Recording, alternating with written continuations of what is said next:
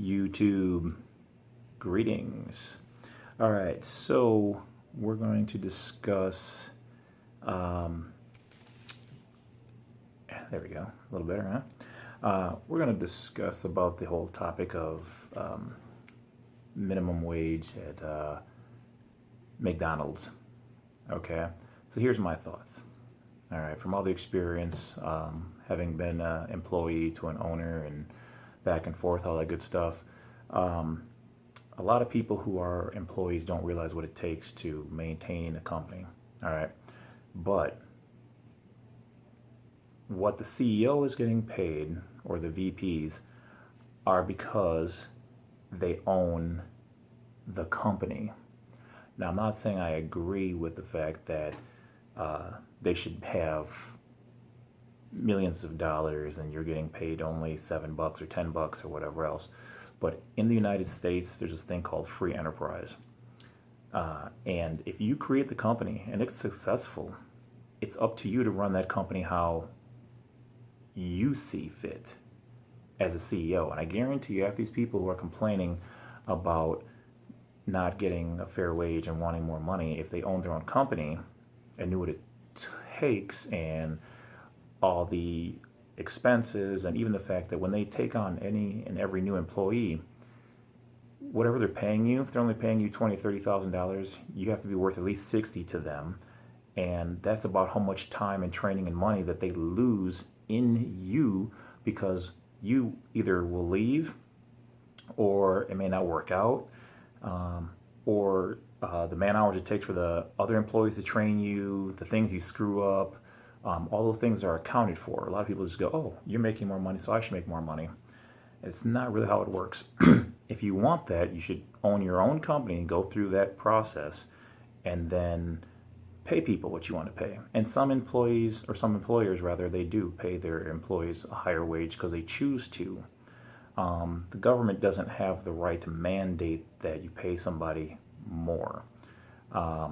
Because of cost, living expenses, and whatever else, they set a bare minimum wage because they don't want to see people getting paid peanuts. But here's the thing, if you chose that job at that wage, it is up to you to then work harder and be more worth to the company. And then you get a little bit more. And when you get to a point where you're valuable, you can become a manager or whatever else, and you get paid more. Because here's the thing, here's the key sentence right here. Determine whether you're at a job or a career. Job, you're not going to get paid much and treated like whatever, and you're probably not going to stay there that long anyway. A career, you're trying to stay there for a long time.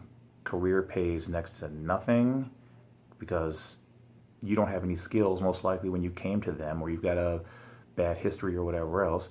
And a career, you're polished, you're proven, you're dedicated, you're loyal, you're on time, you don't waste time, you get benefits and all the other stuff, and you get paid more.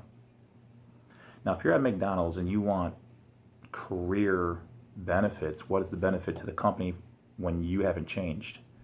They should just give you money. Now, I'm not a big fan of McDonald's by no means, and I don't condone half that stuff. I'm just keeping it real, letting you know the truth.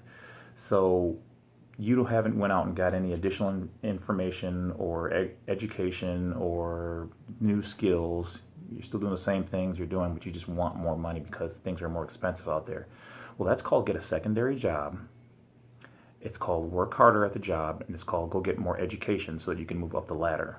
I personally know I've helped people move up the ladder in those exact positions to where they're now making $50-some thousand a year at better jobs. So just to want more money because you want it, we're not in that society yet. And I do commend those people who are trying to push that and to get more. I'm not saying stop. I'm just saying you have to be in the know, okay, about these things.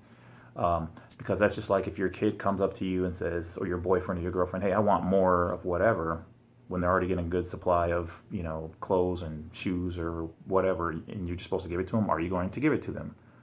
Oh, no, because I don't really have it, or I don't, it's kind of the same thing. So I'm just saying, people, before you go around thinking that, hey, we should just get because we want to get, that's just the mentality of the younger generation. And I'm not saying it's wrong, but then I challenge you to change it. All right. So I'm not saying you're wrong. I'm not saying you shouldn't. I'm just saying that the world is inherited to you guys. And so if that's what you guys want to do, and you're inheriting the earth, then change it. All right. But keep this in mind. The status of how all this, the society, the system has been for a long time, a lot of it does need to be changed. But you should know where that's going to lead and where it's going to take us. And see, here's the thing: you don't know, because we don't know. We didn't know, and the people before us didn't know. All right, so that might bring us into a new great civilization world, or it might break the system. But don't go foolishly. Go intelligently and bravely. Okay, because just wanting more and asking for more and begging for more, and then you get more, then all you do is buy more junk. Okay, but it does have to start somewhere. So to those people who are trying to change things, do it to it. But here's the thing: you and your generation are the reasonings behind the change. You're responsible for the change, and it will affect you, but it's also going to ripple down and affect your children. But if you're like most of these millennials or whatever they're being called these days, most of them don't even care and not even smart enough to care, and so they won't.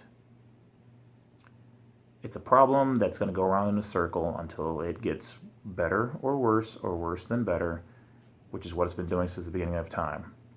So, that's my knowledge for now. Thanks for listening, guys. Catch you later.